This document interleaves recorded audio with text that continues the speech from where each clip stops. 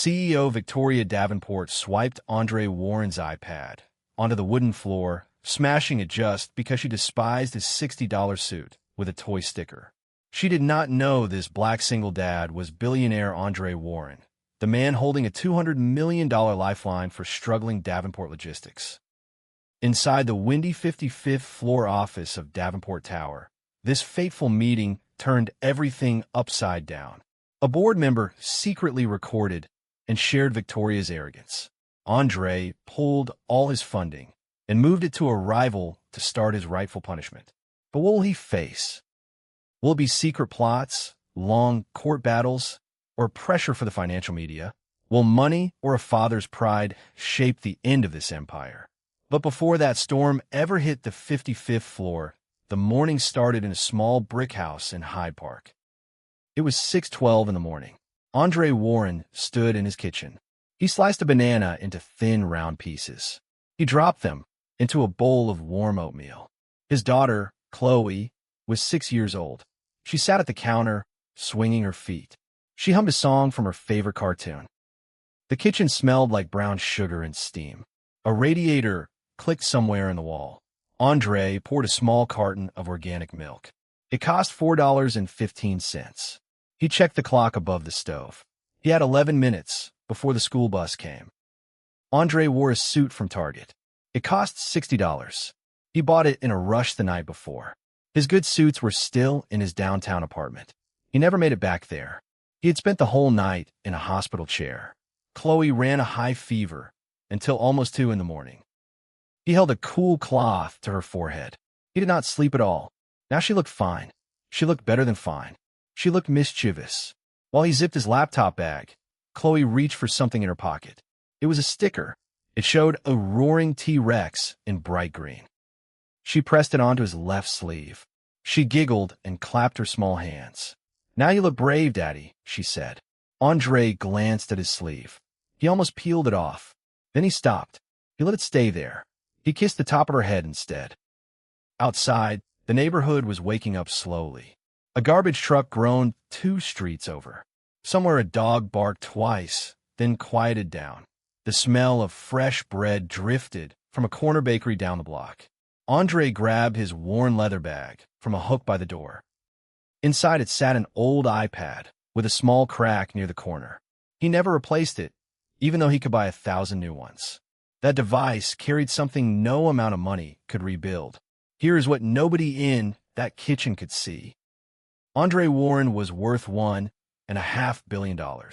He ran Summit Ridge Capital, a private investment fund. His fund managed more than $15 billion for other people's futures. He chose this small brick house on purpose. He wanted Chloe to grow up normal. He did not want money to spoil her heart. Today mattered for a bigger reason than dollars. Davenport Logistics owed $187,400,000. 1,200 warehouse workers stood on the edge of losing their jobs. Most of those workers were single parents. Most of them lived paycheck to paycheck. Andre planned to hand over $200 million. He wanted to save their winter, their rent, their groceries. At 7:05, Chloe climbed onto her yellow school bus. Andre watched until it turned the corner. Then he walked toward his old hybrid car. The T-Rex sticker stayed on his sleeve. He barely thought about it again. At 10:30, Andre stepped through the glass doors of Davenport Tower. Cold air rushed down from the vents above. A security guard glanced at his cheap suit. The guard's eyes moved slower than they should have. 2 delivery workers, both black men, stood near the front desk. The same guard waved them toward a side entrance. "Andre noticed?" He said nothing. He filed it away in his mind. He rode the elevator up 55 floors. His ears popped twice on the way. A soft chime rang at every 5th floor. Andre watched the numbers climb, one by one. The doors opened into a bright glass office. Sunlight spilled across a long wooden table. Below the windows, Lake Michigan stretched out in pale gray fog. Wind pressed against the tall glass, rattling faintly in its frame. A receptionist offered him black coffee in a paper cup. Andre thanked her and set it down untouched. He pulled out a folding chair near the window and waited. 9 long minutes ticked by on the wall clock. At exactly 10:47, the meeting room door opened. Victoria Davenport walked in first. She was 28 years old. She wore a cream-colored suit, tailored to fit perfectly. Her perfume smelled sharp, like citrus and expensive smoke. 8 board members followed behind her, silent and stiff. Her blue eyes moved over Andre's suit. Then they landed on the green sticker on his sleeve. Her mouth curled at one corner. "You must be the diversity grant applicant," she said. "I was told someone would come from the city assistance program." Andre kept his voice calm and even. "I'm here about the funding proposal for Davenport Logistics." Victoria let out a short laugh through her nose. "Right, of course you are." She did not extend her hand. Andre offered his anyway. She looked at it like it belonged to someone else. Then she turned away without touching it. The room went quiet. Nobody moved. Andre reached into his worn leather bag. He pulled out an old iPad. Its screen had a thin crack across one corner. Inside the device were 3 years of Chloe's drawings. There were also his real financial documents, hidden behind a folder titled School Photos. He set the iPad gently on the table. He opened his mouth to start the presentation. Victoria's hand moved first. Fast, careless. She swiped the iPad clean off the table's edge. It hit the wooden floor with a sharp, cracking sound. The screen shattered into a spider web of broken glass. 8 board members froze. Nobody breathed. A soft hum from the air conditioner filled the silence. "People with family burdens and low backgrounds," Victoria said, "don't belong at this table." Andre looked down at the broken device. His jaw tightened under his skin. His fingers curled slowly at his sides. He said nothing. He picked the iPad up from the floor. Its dark, cracked screen reflected the gray sky outside. "Security will show you out," Victoria added, waving one hand toward the door. One older board member started to speak, then stopped himself short. His eyes dropped to the table instead. Nobody else dared to say a single word. A young intern near the back quietly slid her phone into her lap. Her thumb moved fast, recording everything without a sound. Andre bent down and gathered the broken glass pieces by hand. He placed them carefully inside his bag. His movement stayed slow, steady, unhurried by anger. Then he stood up straight and looked at Victoria one last time. "Thank you for your time," he said quietly. He walked out without raising his voice once. What happens after this moment will shake an empire built over 3 generations. And nobody in that glass room knew it yet. The elevator ride down felt longer than the ride up. Andre stood alone, staring at the shattered screen. Chloe's first crayon drawing was somewhere inside that broken glass. A stick-figure family, holding hands under a yellow sun.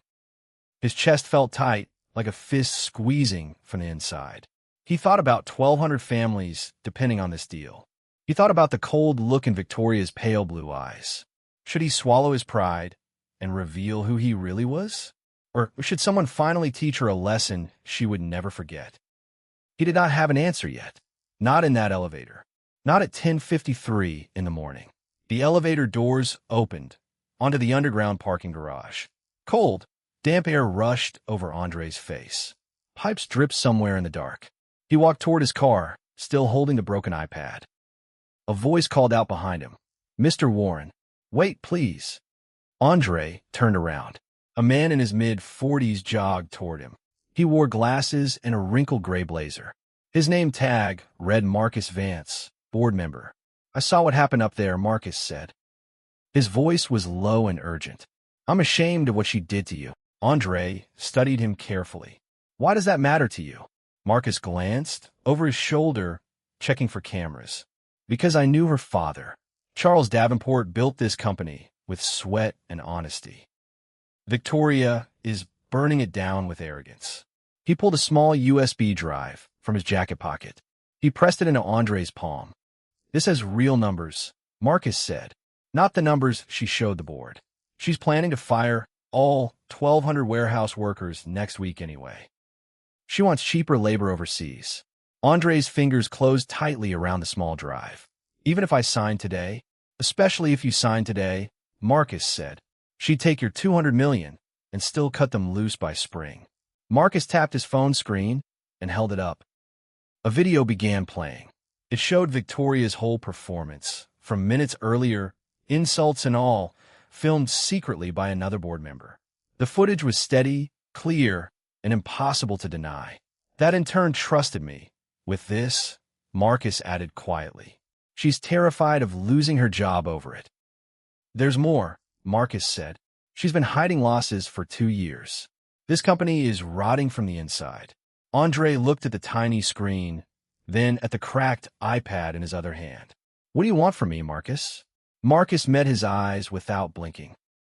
Don't save her. Save the workers instead. Tear this company down and build something better from the pieces. Andre studied the small drive resting in his palm.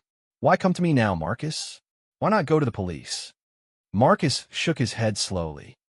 The police won't touch a company this size overnight. You can. You have the money and the leverage. And if I walk away instead? Andre asked. If I just go home to my daughter? Marcus's expression softened, just slightly. Then 1,200 families lose everything by January. I don't think that's who you are. Andre did not answer right away. He walked to his car in silence. He sat behind the wheel for a long moment. Rain started tapping softly on the windshield. He made 3 calls that would change everything.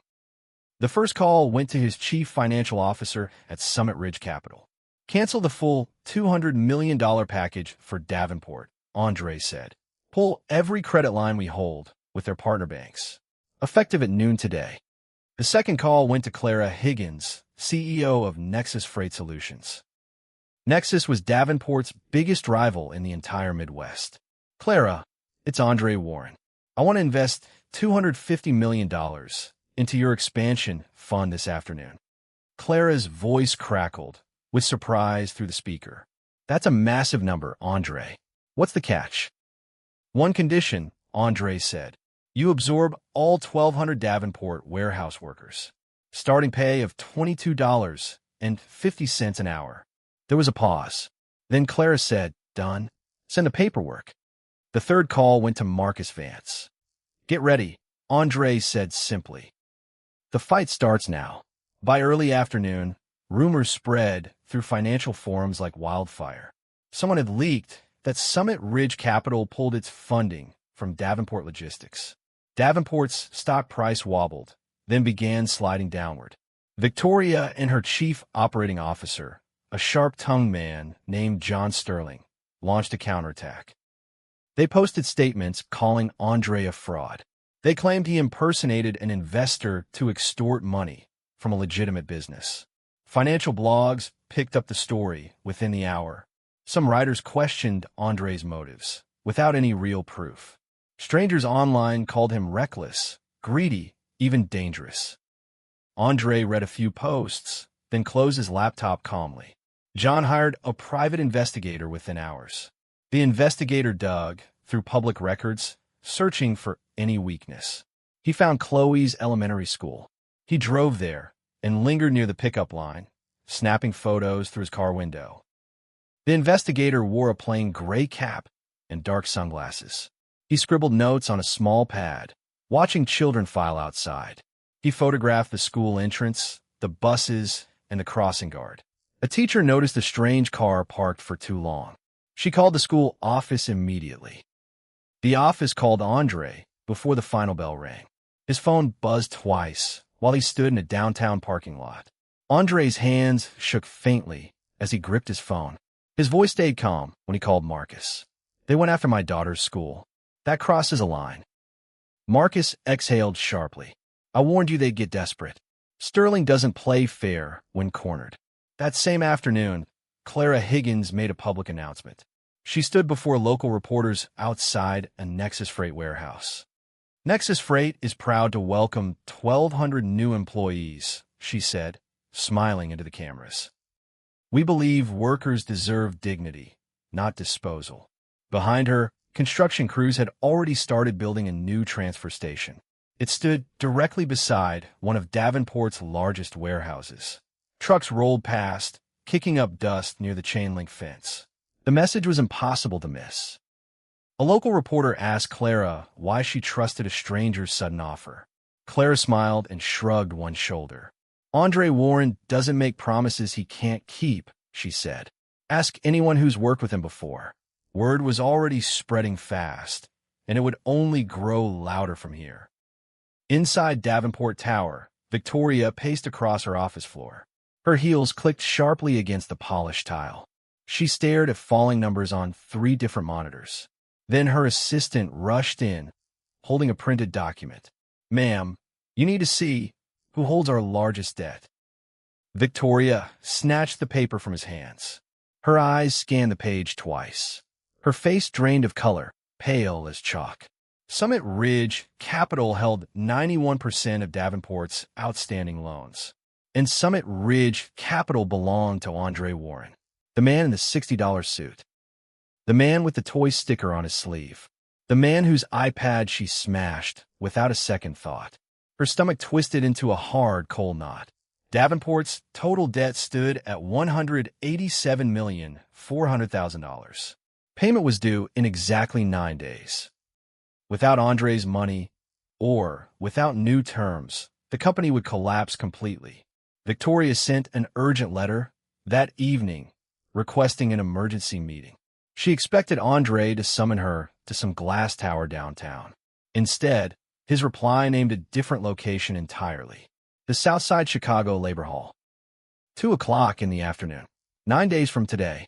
Victoria read the address 3 times, confused and unsettled.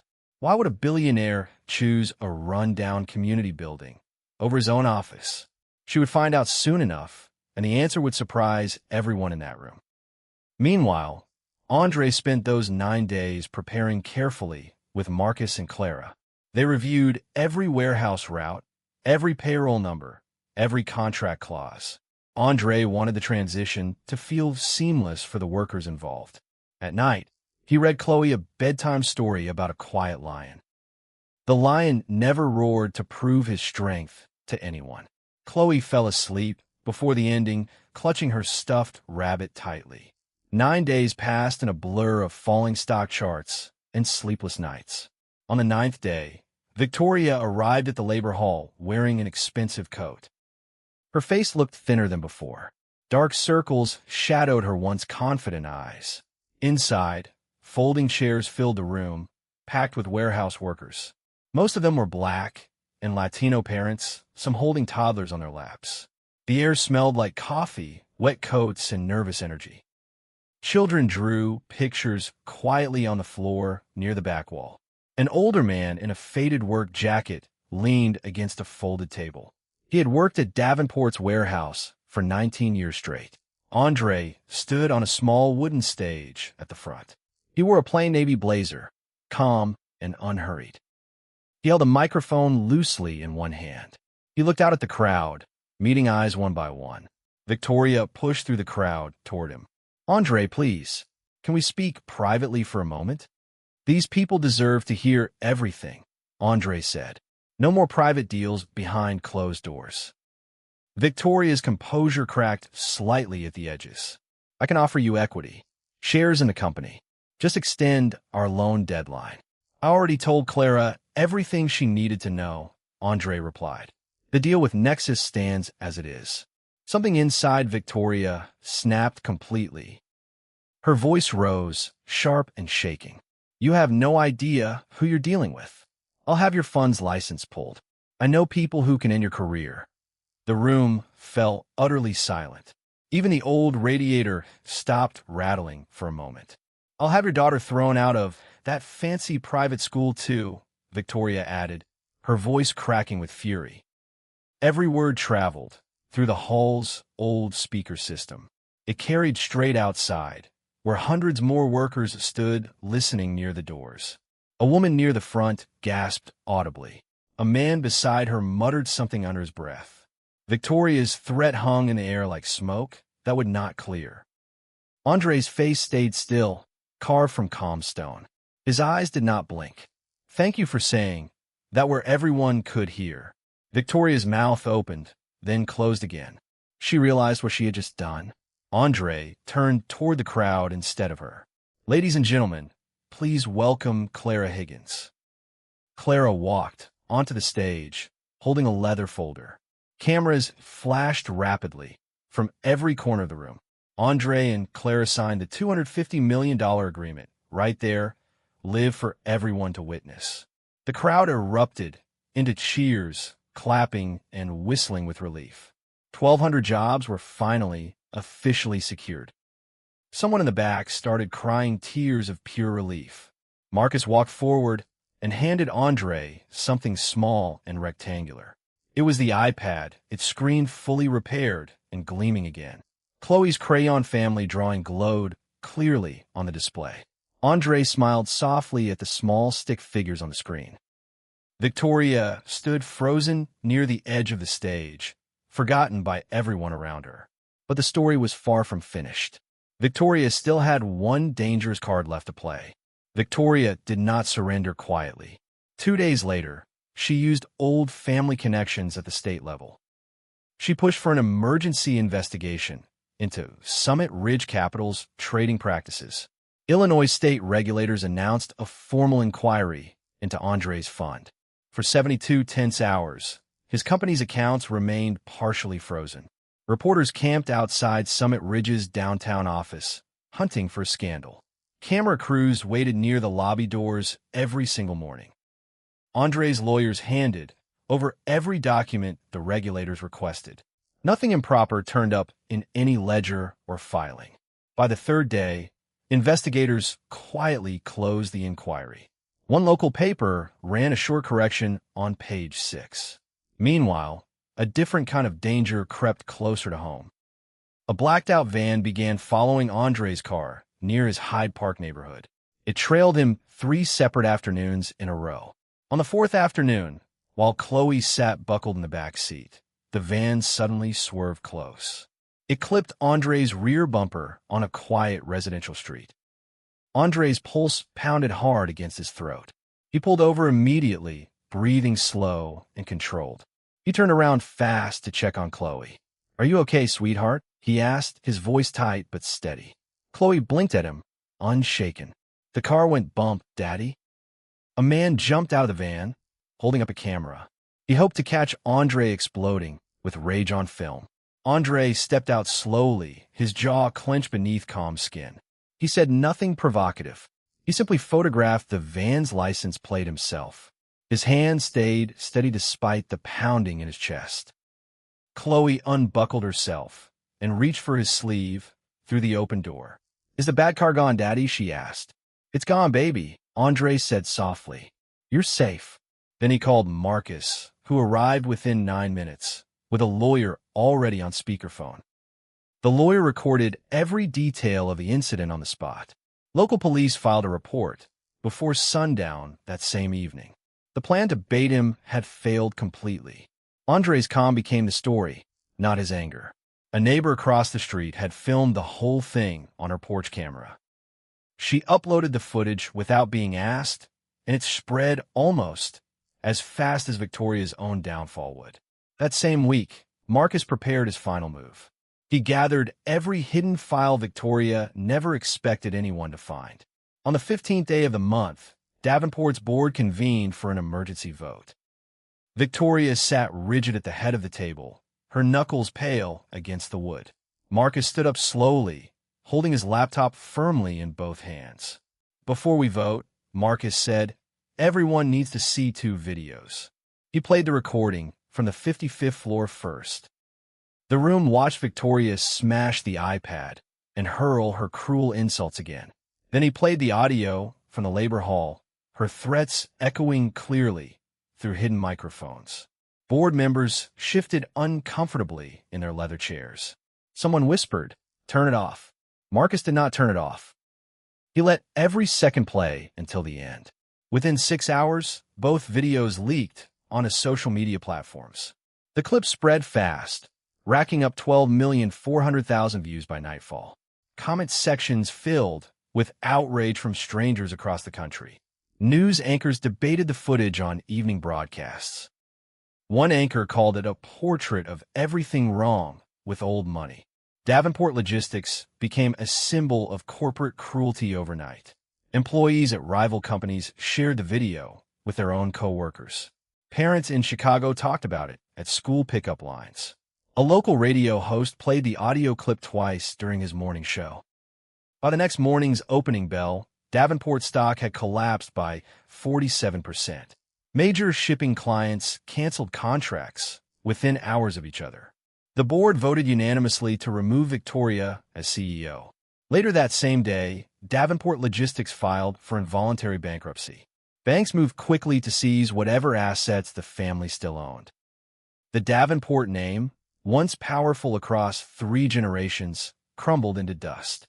Victoria walked out of the tower for the last time. She carried a single cardboard box, holding almost nothing of value. 6 months passed quietly after that final dramatic collapse. Davenport Logistics no longer existed under its old name. Nexus Freight Solutions had fully absorbed its warehouses and routes. Marcus Vance now oversaw daily operations, treating workers with fairness and respect. Warehouse floors buzzed with steady, confident energy every morning. Workers received better hours and a real childcare stipend now. Turnover dropped sharply within just a few short months. Clara Higgins often walked the floor herself, greeting people by name. Andre used part of his profits to build something meaningful. He created the Chloe Warren Foundation, funded with $8,350,000. The foundation gave scholarships to single parents across Chicago's South Side. One quiet Tuesday evening, Andre sat inside Diner 47, a small corner restaurant near Hyde Park. Chloe sat across from him, syrup smeared happily near her mouth. Pancakes covered her plate in a sticky, golden mess. The diner smelled like fresh coffee and warm butter. An old ceiling fan spun slowly above their booth. Outside, Chicago's evening light turned soft and orange across the street. A jukebox in the corner played an old, quiet song. A waitress refilled Andre's coffee without being asked. She smiled at Chloe's messy plate and winked. Andre thanked her and leaned back against the worn red booth. The front door opened, letting in a gust of cool air. A young woman walked in wearing a plain delivery uniform. She carried a worn folder of shipping papers under one arm. It was Victoria Davenport. She looked different now. Thinner, quieter, without any trace of her old performative confidence. She worked as a basic transport coordinator now, earning an ordinary paycheck. Her eyes found Andre's across the diner. For a long moment, neither of them moved or spoke. Victoria's throat tightened. She lowered her head slightly, a small, honest bow. There was no anger left in her posture, only quiet regret, sincere and unspoken. Andre gave a small, steady nod in return. No words passed between them. None were needed anymore. Victoria turned and walked toward the counter, continuing her ordinary shift.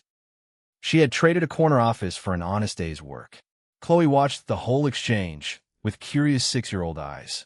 Then she reached into her small backpack, searching for something. She pulled out a fresh sticker.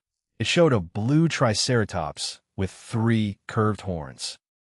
She peeled off its backing carefully with tiny fingers. She pressed it gently onto her father's sleeve, right over the faded outline of the old one. "There," Chloe said proudly. "Now you're extra brave, Daddy." Andre laughed softly, warmth spreading through his chest. He squeezed her small hand inside his own. Andre paid the bill in cash and left a generous tip on the counter. The waitress waved goodbye and told Chloe to come back soon. Chloe waved back with sticky, syrup-covered fingers. Outside, the Chicago sky deepened into a rich shade of orange.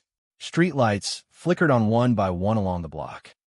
Father and daughter walked out together, hand in hand, toward their quiet, honest life. Somewhere behind them, Victoria Davenport wiped down a counter and closed her register for the night.